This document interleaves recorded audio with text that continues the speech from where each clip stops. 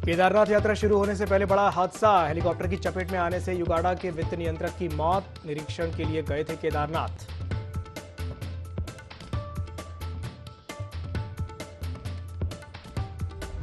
CM Dhami ने सरखेत में आपदा प्रभावित क्षेत्र का किया दौरा। क्षेत्रों में चल रहे राहत कार्यों का किया निरीक्षण। प्रभावित परिवार को राहत राशि की पहली किश्त की वितरित।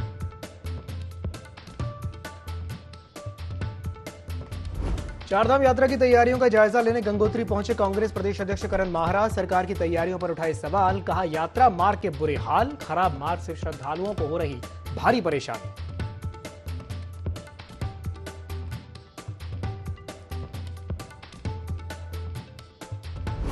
पुनर्निर्माण पैकेज से पहले पीडी आने के लिए जोशीमठ पहुंचा केंद्रीय दल। 3 दिन सर्वेक्षण का काम करेगी टीम। रिपोर्ट के बाद ही तय होगी आर्थिक पैकेज की धनराशि।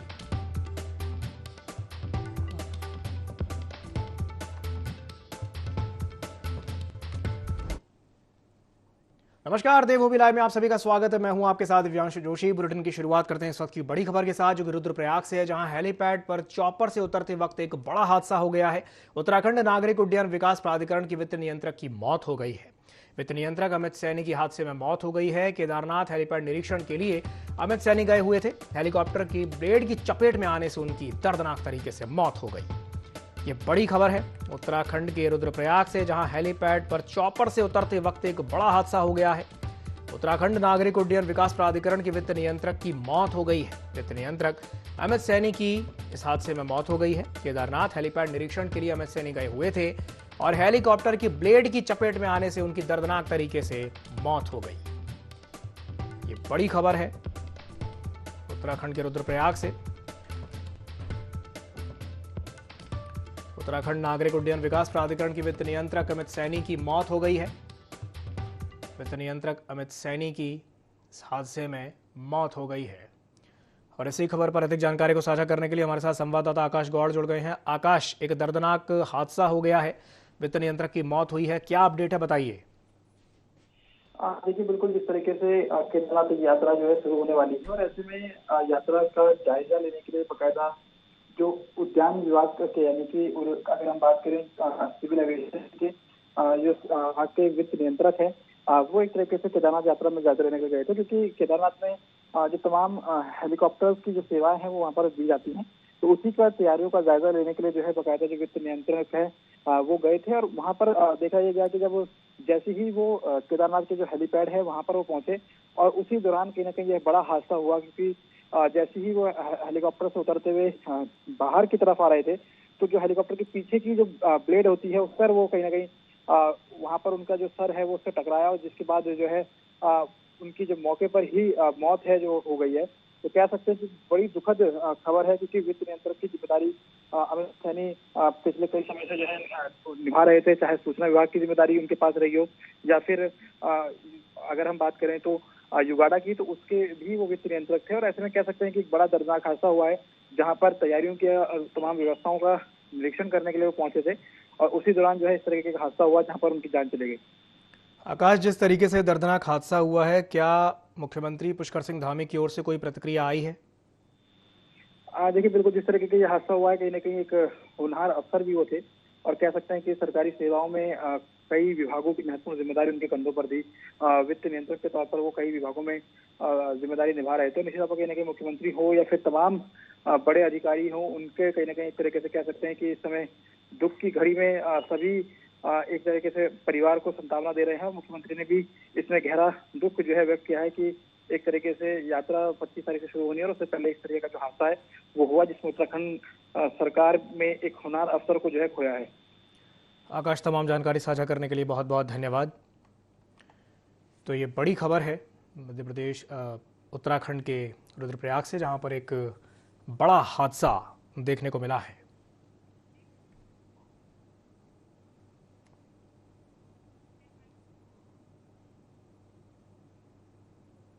बढ़ते हैं अगली बड़ी खबर की ओर, जो कि सोनप्रयाग से है, जहां मौसम खराब होने की वजह से चारधाम यात्री काफी परेशान हैं।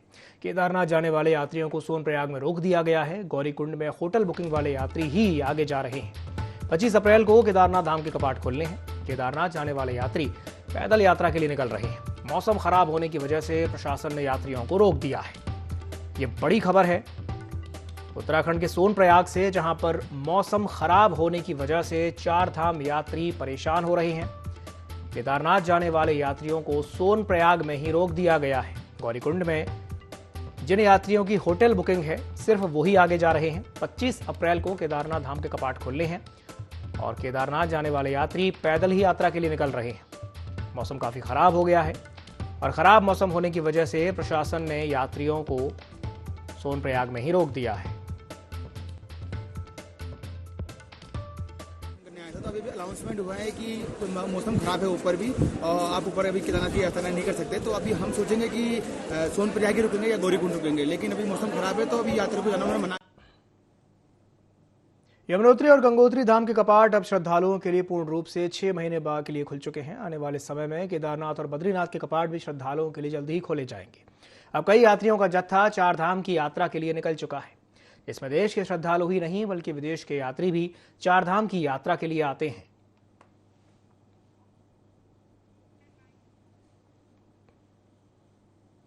मुख्यमंत्री पुष्कर सिंह धामी ने चार धाम यात्रा में लोगों को मेडिकल सुविधाएं प्रदान करने के लिए निःशुल्क मेडिकल सेवाओं को रवाना किया।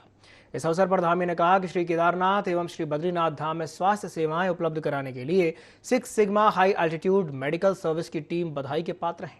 चार धाम में सरकार की ओर से सभी चिकित्सकीय सुविधाएं उपलब्ध कराई जाएंगी, जिससे यात्रा पर आने वाले श्रद्धालुओं को किसी भी प्रकार की असुविधा का सामना न करना पड़े। इस बार मेडिकल टीम यात्रा के दौरान ज्यादातर पोर्टेबल मेडिकल इक्विपमेंट्स का इस्तेमाल करेगी, जिससे यात्रियों को बेहतर स्वास्थ्य सेवाएं दी जा सकेंगी।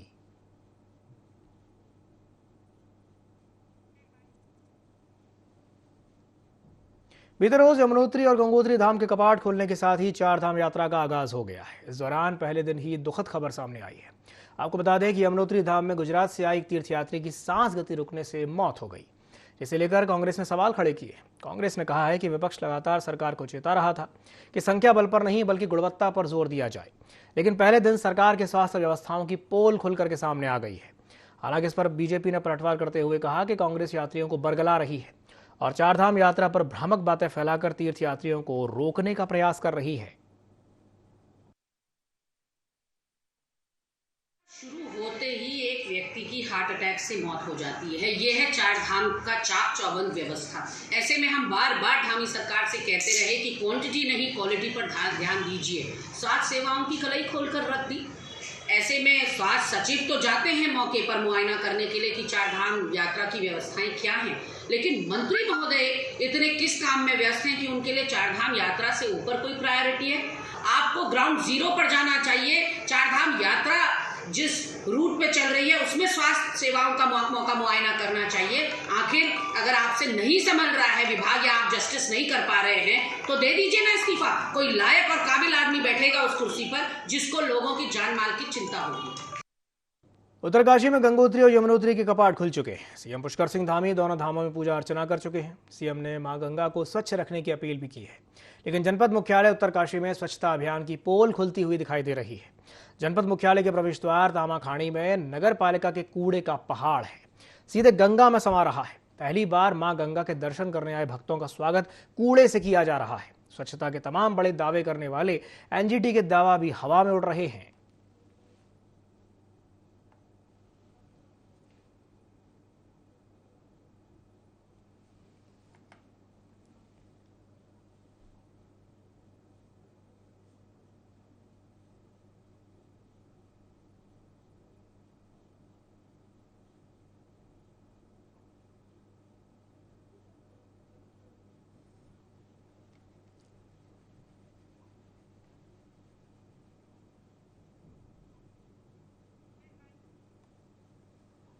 इस बार चारधाम यात्रा को प्लास्टिक मुक्त बनाने का उद्देश्य सरकार ने बनाया है, जिसके तहत दोनों धाम में संचालित क्यूआर कोड व्यवस्था और कलेक्शन केंद्र का जिलाधिकारी अभिषेक रोहेला ने जायजा लिया। इस दौरान जिलाधिकारी ने सभी को हिदायत देते हुए कहा कि जितनी भी पेय पदार्थों की प्लास्टिक बोतलें प्रयोग की जा रही हैं उन सभी में क्यूआर कोड अनिवार्य रूप से लगाया जाए। साथ ही साथ ये भी कहा कि जो क्यूआर कोड को नहीं लगाएगा उनके ऊपर सख्त कार्रवाई की जाएगी।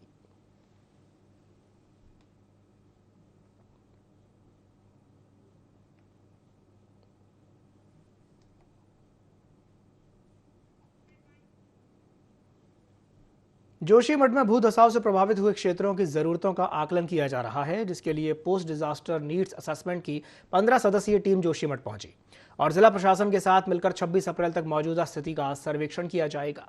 सर्वेक्षण करने के बाद जोशीमठ क्षेत्र में आवास एवं पुनर्वास, स्थानीय संरचना के साथ ही रिकवरी कंस्ट्रक्शन प्लान तैयार किया जाएगा। तो वहीं संयुक्त सचिव कुणाल सत्यार्थी की अध्यक्षता में पीडीआरए की टीम ने जोशीमठ नगर पालिका सभागार में जिला प्रशासन के वरिष्ठ अधिकारियों के साथ एक बैठक की। साथ ही जिलाधिकारी हिमांशु खुराना ने टीम को जोशीमठ में प्रभावित क्षेत्रों और आपदा राहत कार्यों के बारे में विस्तार से जानकारी दी।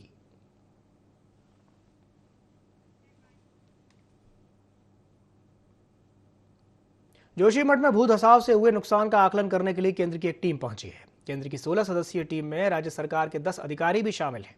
ये टीम 3 दिन तक जोशीमठ में भू धसाव का आकलन करेगी।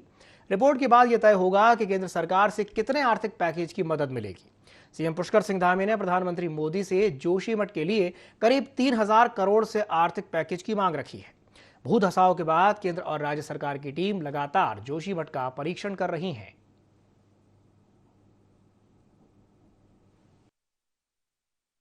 द्वारा जो भी समिति वहाँ पे गठित की गई है, लगातार वो जोशीमठ के मामले को लेके बनी हुई है और समय समय पे आके हमारी जो टीमें हैं, राज्य सरकार की टीम और केंद्रीय सरकार की टीम, दोनों जो है वहाँ पे हर स्थिति का जायज़ा ले रहे हैं। क्योंकि आप देख रहे हैं कि हमारे वहाँ पे जो पहले की स्थिति थी, अब तो बहुत सामान्य हो चुकी हैं व्यवस्थाएँ सारी जो की गई हैं, लेकिन आगे के लिए जो हमारा वहाँ पे जो स्थानीय लोगों की डिमांड्स थी, उन सभी चिंताओं को लेकर हमारी सरकार भी उसमें बनी हुई है और हम चाहते हैं कि जल्द से जल्द वहाँ के लोगों की जो समस्याएं हैं उनका भी निस्तारण हो। और जिस प्रकार से भूवैज्ञानिक और एक्सपर्ट की हमारे पास जो रिपोर्ट आई है, उसके अंतर्गत क्या क्या चीज़ें वहाँ पे की जा सकती हैं, उसके लिए सरकार का चारधाम यात्रा सुचारू रूप से चले, इसके लिए सरकार ने अधिकारियों को सख्त दिशा निर्देश दिए हैं। मसूरी देहरादून मार्ग पर भी कोठाल गेट के पास राज्य परिवहन निगम के अधिकारी सभी वाहनों की जाँच कर रहे हैं। इसके बाद ही यात्रियों को जाने की अनुमति दी जा रही है। साथ ही जिन यात्रियों के रजिस्ट्रेशन नहीं हुए हैं, उनका रजिस्ट्रेशन किए जाने के बाद ही उन्हें चारधाम यात्रा के लिए भेजा जा रहा है। परिवहन मंत्री चंदन रामदास ने अत्याधुनिक चेक पोस्ट का उद्घाटन करके श्रद्धालुओं को सौगात दी है। इस दौरान उन्होंने यात्रियों से बातचीत की और उनकी सुखद यात्रा की कामना की।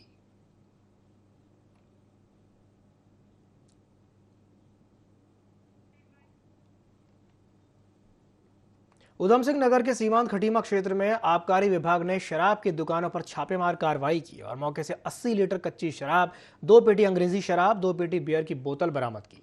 इसके साथ ही 6 आरोपियों को गिरफ्तार किया गया। साथ ही 6 अभियुक्तों को भी गिरफ्तार किया गया। आपको बता दें कि जिला आबकारी अधिकारी अशोक मिश्रा के निर्देशानुसार जनपदीय परिवर्तन दल ने संयुक्त रूप से कार्रवाई की है।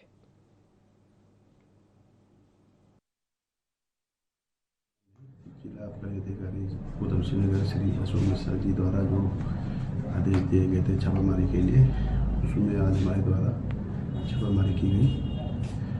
इसमें खटीमा क्षेत्र और परिवर्तन टीम रुद्रपुर साथ मिलकर कार्रवाई की, जिसमें चक्करपुर, आलामिट्टी, कुटरा, सहजना, वीराबाद, भोर आदि क्षेत्रों में तबीज दी गई।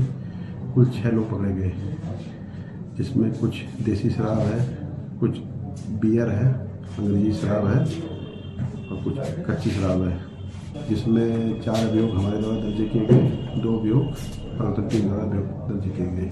जो वैधानिक कार्रवाई है वो की जा रही है। चमोली जिले में जोशीमठ के नरसिंह मंदिर के प्रांगण में बद्रीनाथ धाम के कपाट खुलने से पहले परंपरा अनुसार आयोजित होने वाले 1 दिवसीय तिमुंडिया मेले का समापन हुआ। इस दौरान तिमुंडिया मेले को देखने के लिए हजारों श्रद्धालुओं की भीड़ मंदिर प्रांगण में उमड़ पड़ी। आपको बता दें कि मेला हर साल बद्रीनाथ धाम के कपाट खुलने से 1 हफ्ते पहले शनिवार या मंगलवार को आयोजित किया जाता है और इस मेले में सभी देवी देवताओं को घड़ों में भरे जल से स्नान कराया जाता है। इस मेले को देखने के लिए हजारों की तादाद में लोगों का सैलाब उमड़ पड़ा। सबने वीर देवता से अपने परिवार की कुशलता के लिए मन्नत मांगी और वीर देवता का प्रसाद ग्रहण किया।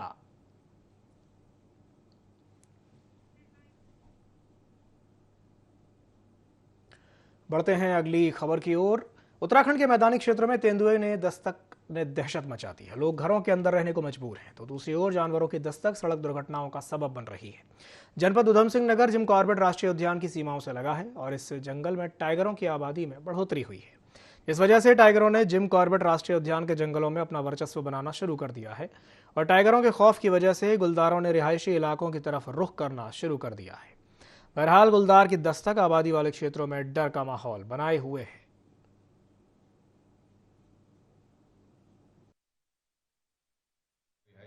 इलाकों में जो आवाजाही हो रही है वो लेपर्ड की हो रही है। लगातार लेपर्ड की घटनाएं सुनने में आ रही, लोगों के द्वारा जो लेटर भी आ रहे हैं, उनके फ़ोन भी आ रहे हैं और उच्च स्तर से भी इस पर निर्देश प्राप्त हुए कि ये जंगली जानवरों को जो रिहायशी आबादी में क्षेत्रों में आने से रोका जाए। तो उस संबंध में ये अवगत कराना है कि वास्तव में स्थिति ये है कि जंगल में अभी जैसे आपको पता ही है टाइगरों का एस्टिमेशन का रिजल्ट आया है, तो टाइगर की संख्या बढ़ी है। तो टाइगर और लेपर्ड का सीधा संबंध है कि अगर टाइगर बढ़ेंगे तो लेपर्ड को अब उन जो क्षेत्र है जिस एरिया में लेपर्ड रहते हैं वो एरिया भी टाइगर कवर कर लेता है, तो उनको मजबूरन बाहर भागना पड़ता है। पर्यटन विभाग के तत्वाधान में state institute of hotel management और केटरिंग संस्थान ने 3 दिवसीय सामान्य व्यवहारिक प्रशिक्षण शिविर का आयोजन किया, जिसमें होम स्टे संचालकों को प्रशिक्षण दिया जा रहा है। चमोली के उर्गम में यह शिविर लगाया गया है, जहां जिलाधिकारी हिमांशु खुराना निरीक्षण करने पहुंचे। उन्होंने होम स्टे संचालकों का प्रोत्साहित करते हुए कहा कि पर्यटकों से अच्छा व्यवहार रखते हुए उन्हें हर संभव मदद करें। अच्छी सुविधाएं मिलने पर पर्यटकों की आवाजाही और बढ़ेगी। जिलाधिकारी ने होम स्टे संचालकों से उनकी समस्याएं भी सुनी और कहा कि क्षेत्र में पर्यटन बढ़ाने के लिए सभी प्रयास किए जा रहे हैं। इस दौरान जिलाधिकारी ने पर्यटन अधिकारी को ट्रैक मार्ग सुधारीकरण, साइन बोर्ड और जरूरी सुविधाएं विकसित करने का प्रस्ताव तैयार करने के निर्देश दिए।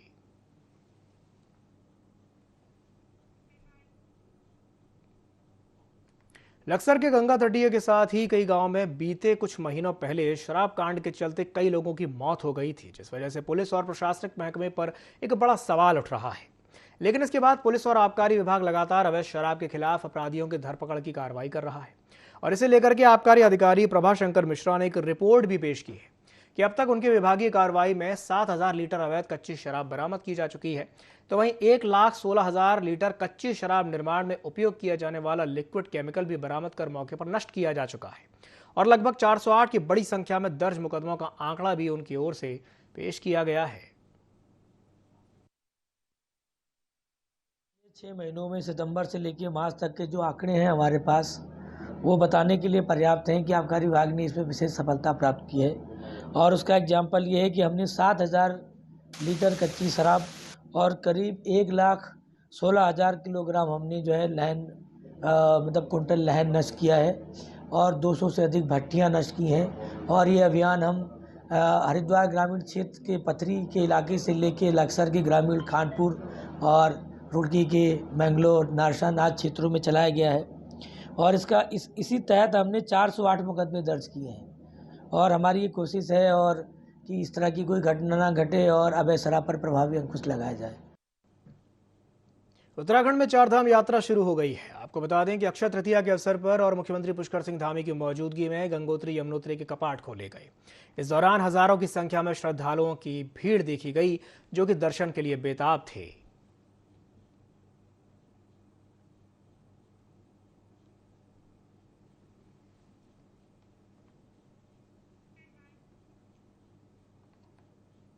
अक्षय तृतीया के शुभ अवसर पर 4 धाम यात्रा का शुभारंभ हुआ। आपको बता दें कि यमुनोत्री और गंगोत्री धाम के कपाट विधि विधान से श्रद्धालुओं के लिए खोल दिए गए हैं।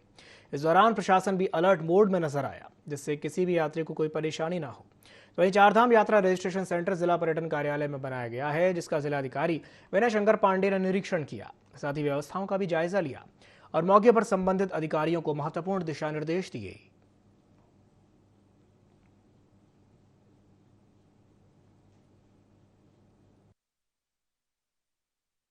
एक दो वीडियो वायरल हुए थे और ये जानकारी आई थी कि यहाँ पर काफ़ी संख्या में यात्रीगण आए थे और उनका रजिस्ट्रेशन नहीं होने से थोड़ा सा उनकी नाराज़गी थी। लेकिन उसके पीछे जो वजह थी आप सभी को पता है कि स्लॉट्स निर्धारित थे और जैसे ही स्लॉट ख़त्म हुए तो अपने आप ये जो सिस्टम था बंद हो गया था। कल शाम को ये शासन स्तर पर निर्णय हो गया है। अब संख्याओं की जो लिमिट थी उसको हटा दिया गया है। कितनी भी संख्या में लोग आएँ, सबके रजिस्ट्रेशन होंगे और लोग अपनी सुविधानुसार यात्रा कर सकते हैं। आज उसी कड़ी में आप देख सकते हैं कि यहाँ व्यवस्थाएं बहुत ठीक ठाक ढंग से चल रही हैं। उत्तराखंड के प्रसिद्ध बाबा विश्वनाथ जगदीशशीला की डोली इस बार 3 मई से उत्तराखंड के सभी धामों की यात्रा करेगी। इस दौरान यात्रा संयोजक मंत्री प्रसाद नैथानी ने कहा कि देवभूमि को तीर्थाटन के नाम से जाना जाता है, लेकिन यहाँ पर 4 धाम के अलावा लगभग 1,000 सिद्धपीठ भी हैं। पर प्रचार प्रसार की कमी होने के चलते आने वाले यात्रियों को उनके विषय में जानकारी नहीं मिल पाती है। इसलिए इस यात्रा का आयोजन किया गया है और इस यात्रा का उद्देश्य इन सभी सिद्ध पीठों से यात्रियों को अवगत कराना है। तो वही उन्होंने ये भी बताया कि हमारी ओर से इन सभी स्थानों की एक लिस्ट पर्यटन मंत्री सतपाल महाराज को दे दी गई है और उसे आग्रह किया है कि उत्तराखंड के पर्यटक पुस्तिका में इसका जिक्र किया जाए।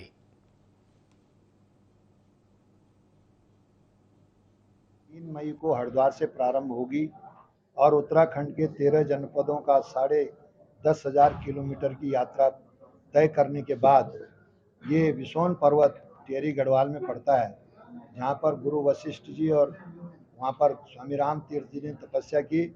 30 मई को गंगा दशहरा है, उस दिन इस यात्रा का समापन होगा। इस यात्रा का जो मुख्य उद्देश्य है वो हमारे पूरे विश्व में शांति कायम हो, जो हमारी देव संस्कृति है वो जिंदा रहे तथा 4 धाम के साथ साथ 1000 धाम उत्तराखंड में स्थापित हों, ये इस यात्रा का मूल उद्देश्य है। विश्व प्रसिद्ध चारधाम यात्रा का आगाज हो गया है। प्रदेश सरकार इस बार चारधाम यात्रा को सुगम और सुरक्षित बनाने के लिए हर संभव प्रयास कर रही है। इस बार तीर्थयात्रियों को यात्रा मार्ग पर पहले से बेहतरीन स्वास्थ्य सेवाएं मिलेंगी। स्वास्थ्य सचिव डॉक्टर आर राजेश कुमार चारधाम यात्रा मार्ग पर स्वास्थ्य सेवाओं का जायजा ले रहे हैं। स्वास्थ्य सचिव ने कहा कि सरकार यात्रा में आने वाले सभी श्रद्धालुओं का स्वागत करती है। हर 1 किलोमीटर पर मेडिकल रिलीफ पोस्ट बनाई गई है। 130 डॉक्टरों की भी तैनाती की गई है। इस बार यहां point of care testing device होगा। इस डिवाइस से 28 तरह के रोगों की टेस्टिंग भी हो सकेगी।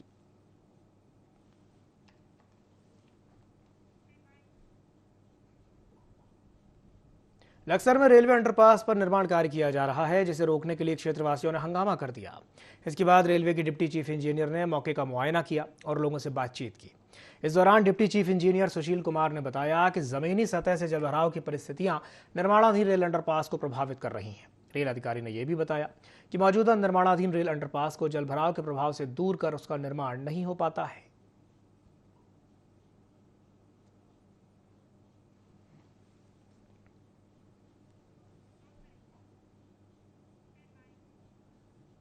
इसी के साथ बुलेटिन में फिलहाल के लिए इतना ही। दीजिए इजाजत। नमस्कार।